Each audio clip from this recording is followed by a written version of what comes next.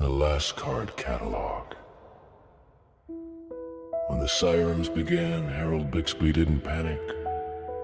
Fears had become routine in 1963. He was in the city's grand public library, deep in the basement archive known as the Vault of Knowledge. Few knew of its existence. A massive steel door, airtight seals, and rows of rare manuscripts kept safe from fire, theft, or anything else. The library staff had locked it for inventory, and Harold had been left inside when the warning wails began. The shock came in thunderous waves. Shelves toppled, concrete cracked, but the vault held firm. He was safe, entombed in words while the world above burned.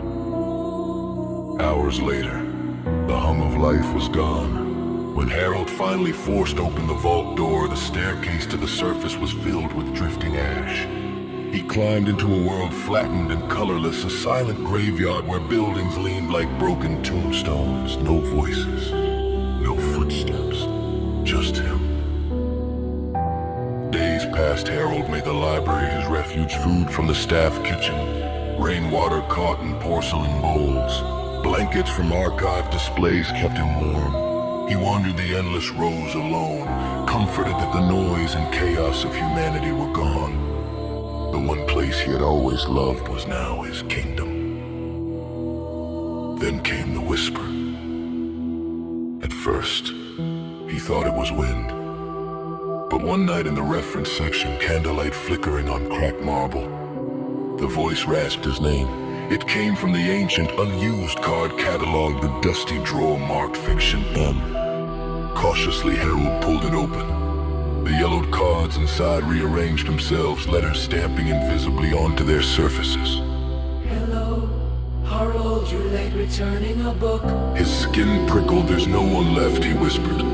The drawer trembled, new letters appeared. There's always someone in the library. The building shivered, books fell, pages fluttering to the floor. In a storm of torn words, shapes emerged from the shadows.